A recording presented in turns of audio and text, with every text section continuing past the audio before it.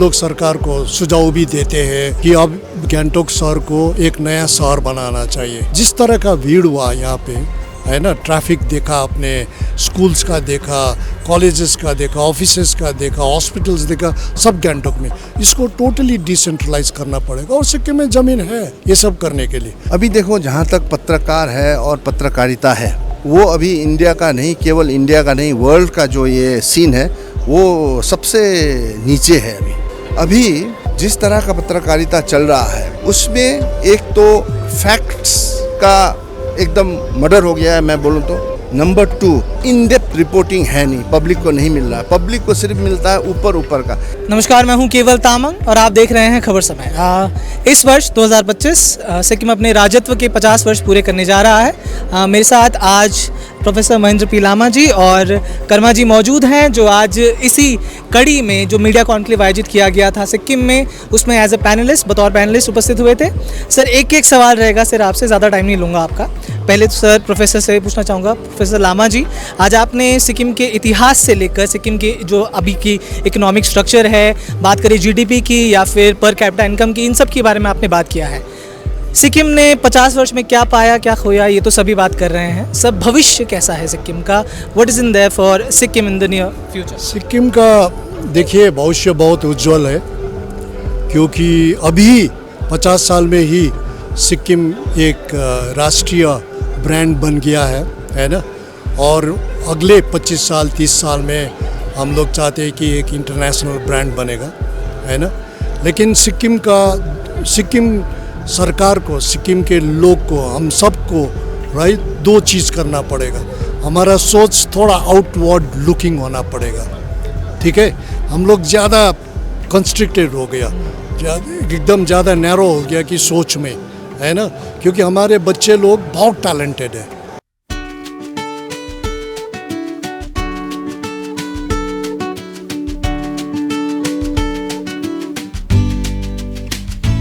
Institutions लाना पड़ेगा इन लोगों को, इनका क्षमता विकास करना पड़ेगा, इनका नॉलेज विकास करना पड़ेगा, और कर सकते हैं लोग, है ना।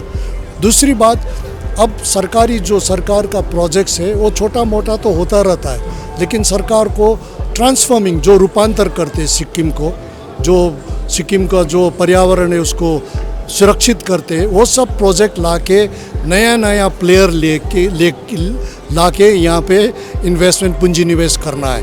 जैसे मैं बोलता हूँ कि अभी फार्मास्यूटिकल इंडस्ट्री इतना आया, इनका हमारी टोटल रेवेन्यू में फार्मास्यूटिकल कंपनी का कंट्रीब्यूशन, योगदान 0। जीडीपी तो बढ़ा दिया है ना, लेकिन कंट्रीब्यूशन 0। ऐसा क्यों लाना है? हमको तो एम्प्लॉयमेंट चाहिए, रेवेन्यू चाहिए, पर्यावरण का सुरक्षा चाहिए। इसीलिए हम लोग 4 अच्छे इन्वेस्टर्स लाएंगे।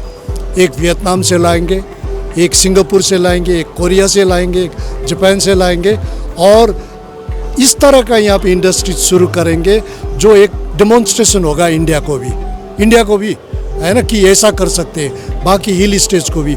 इस तरह का बड़ा सोच लेके काम करना पड़ेगा, और हमारी भविष्य तो बहुत ही उज्जवल है। इसी में मैं एक सवाल ऐड करना चाहूँगा। आपने आज ये भी बात कही थी लास्ट में, जब आप अपने पॉइंट्स बता रहे थे, तो आपने बोला था कि गैंगटॉक में ही रिस्ट्रिक्ट हो गया है, आपको यहाँ पर आने से सफोकेशन होती है। तो ऐसा क्या माना जाना चाहिए कि जो भूतपूर्व सरकारें भी थी और अभी भी की सरकारी जो हैं, वो सिर्फ गैंगटॉक पर ही फोकस है, जो डेवलपमेंट है सिर्फ गैंगटॉक पर ही रह गया? नहीं, अब देखिए ना, गैंगटॉक का पॉपुलेशन 28,000 था आज से 40 साल पहले, है ना। अभी देखिए, है ना। तो सरकार को, हम लोग सरकार को सुझाव भी देते हैं कि अब गैंगटॉक शहर को एक नया शहर बनाना चाहिए, है ना। कहाँ बनाएंगे वो प्लान करना। आप हैदराबाद में देख लीजिए ना, अरे आंध्र प्रदेश में देख लीजिए ना, हज़ारों करोड़ लगा के उनका अपना नया कैपिटल बना रहे। हम भी कर सकते हैं, क्योंकि ज़्यादा जिस तरह का भीड़ हुआ यहाँ पे, है ना, ट्रैफिक देखा आपने, स्कूल्स का देखा, कॉलेजेस का देखा, ऑफिसेस का देखा, हॉस्पिटल्स देखा, सब गैंगटॉक में। इसको टोटली डिसेंट्रलाइज करना पड़ेगा, और सिक्किम में ज़मीन है ये सब करने के लिए। सिक्किम में काफ़ी ज़मीन है, हाँ ज़मीन है, सिक्किम का लोग चाहते हैं, और भारत सरकार भी इसको अगर अच्छी तरह से हम लोग ने हमारा केस प्रस्तुत किया तो मानेगा। अभी जो मुख्यमंत्री जी है वो बहुत कोशिश कर रहे हैं, अगर ये हो सके तो अच्छा रहेगा, है ना। और एक ये नेक्स्ट 25 ईयर्स, 2 डिकेड, 2 दशक में इसको करना ही पड़ेगा।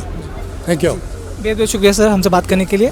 कर्मा जी मेरे साथ मौजूद हैं। सर आज पत्रकारों पर भी बहुत सारी चर्चा हुई है, किस तरह से ओपिनियन पेज पर जो सिक्किम की जो स्टोरीज़ है हाईलाइट नहीं होती, इस पर भी बात हुई है।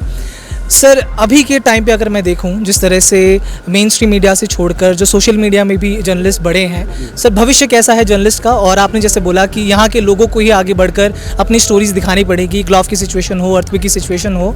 सर ऐसे में अभी के पत्रकारों को, जो इतने पत्रकार अभी देख रहे होंगे, आपको सुन रहे होंगे, उसको आप क्या सुझाते हैं? अभी देखो, जहाँ तक पत्रकार है और पत्रकारिता है, वो अभी इंडिया का नहीं, केवल इंडिया का नहीं, वर्ल्ड का जो ये सीन है वो सबसे नीचे है अभी। हंसी की चमक कहीं गुम ना हो, सूर्या प्लैटिना रोशन करे हर पल। अगर एक सेसपुल की बात करें तो ऐसा लग रहा है कि हम लोग इतने नीचे घुस गए हैं कि बाहर निकलने का अभी कब और कैसे हम लोग निकलेंगे, ये हम लोगों को एक बड़ा चिंतन करना पड़ेगा। पत्रकारिता का फ्यूचर जो है, बट हम लोगों को फैक्ट्स पे बेस करना है हमारे रिपोर्ट को, नंबर 1। नंबर 2, हम लोगों को डे टू डे रिपोर्टिंग से हटके जो होता है इवेंट बेस्ड रिपोर्टिंग, आज ये हो गया, आज एक्सीडेंट हो गया, आज, इसको छोड़ के हम लोगों को पत्रकार जो है उनको घुसना पड़ेगा इन डेप्थ रिपोर्टिंग पे, रिसर्च करके अच्छी तरह से, तब जाके पब्लिक को प्रेजेंट करना पड़ेगा, उनको हम लोगों को नॉलेज देना पड़ेगा। अभी जिस तरह का पत्रकारिता चल रहा है उसमें एक तो फैक्ट्स का एकदम मर्डर हो गया है, मैं बोलूँ तो। नंबर 2, इन डेप्थ रिपोर्टिंग है नहीं, पब्लिक को नहीं मिल रहा है, पब्लिक को सिर्फ मिलता है ऊपर का। इसलिए अगर हम लोग एज जर्नलिस्ट हम लोग को इम्प्रूव करना है तो हम लोग को सोचना पड़ेगा, विचार करना पड़ेगा और fact base, in depth, well researched खबरें बाहर लोगों के लिए लाना पड़ेगा। अभी कॉन्क्लेव में जैसे बात भी हुई थी कि अभी के जो पत्रकार हैं वो फर्स्ट इन्फॉर्मेशन रिपोर्ट पे ही ध्यान देते हैं, इन डेप्थ जो रिसर्च है वो नहीं करते हैं, पहले क्या हुआ, हिस्ट्री क्या हुई, इसके बारे में बात नहीं करते हैं। सर आज ये भी बात हुई कि जैसे आप, अगर आपकी बात करूं तो आप नेशनल मीडिया में, मेन स्ट्रीम मीडिया में भी काम कर चुके हैं। वर्ष अगर मैं गलत नहीं हूँ 2001 से आपने शुरुआत की थी अपने करियर की, और आपने देखा है, करीब से देखा है, दिल्ली में बैठकर देखा है, बाहर बैठकर देखा है कि सिक्किम में किस तरह से पत्रकार जो हैं सिक्किम की न्यूज़ को कवर करते हैं, या फिर नेशनल मीडिया भी किस तरह से सिक्किम की न्यूज़ को कवर करता है। तो नेशनल मीडिया की जो खबरें हैं सिर्फ ग्लोव तक, अर्थक्वेक तक या इंसिडेंट्स तक ही रुक कर क्यों रह जाती है? स्नोफॉल रिपोर्टिंग हो गई, ये सब होता है, इन डेप्थ रिपोर्टिंग क्यों नहीं की जाती? अगर मेन स्ट्रीम मीडिया की बात करें, देखिए ये ऑडियंस बेस्ड होता है, ऑडियंस को जो इंटरेस्ट है वो देखते हैं वो। अगर एक Delhi based news media channel है और उनका मेन जो ऑडियंस है दिल्ली और मेन मेट्रो सिटी से, तो वो क्यों करेंगे ये? तब वो तभी आएंगे जब एक सेंसेशनल कुछ डेवलपमेंट होगा। इसीलिए जो लोकल रिपोर्टर है, ये उनका अब रिस्पॉन्सिबिलिटी है कि वो लोग अपने जो जगह है, अपना जो ज्योग्राफी है जहां आप रिपोर्ट करते हैं, उसको अच्छी तरह से समझे, वहां का इश्यूज लाए, और अगर आप अच्छा रिपोर्ट करेंगे तब वो हाईलाइट होगा। जब मुझे पहला रामनाथ गोयनका अवार्ड मिला, जो रामनाथ गोयनका अवार्ड इंडिया का टॉप अवार्ड है, तो मुझे 6 महीने लगे थे एक कॉम्प्लेक्स इशू को रिसर्च करने में, इन्वेस्टिगेट करने में, जो था एयर इंडिया, कि एयर इंडिया का पतन क्यों हुआ। 6 महीने लग गए, 6 महीने से भी ऊपर लग गए, तब जाके मुझे ये अवार्ड मिला।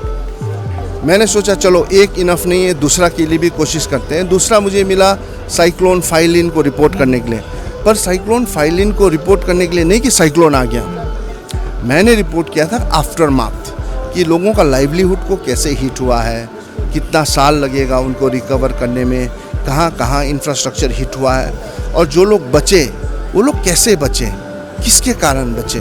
तो वैसा एक इन डेप्थ जाना ही होगा अगर जर्नलिज्म, पत्रकारिता का अगर फ्यूचर देखना हो तो। बहुत शुक्रिया हमसे बात करने के लिए सर, और हमारे साथ इतना बढ़िया कन्वर्सेशन करने के लिए, और महेंद्र पी लामा जी ने भी बहुत सारी आज कॉन्क्लेव में जो जानकारियाँ साझा की हैं उसके लिए बहुत बहुत धन्यवाद सर जी।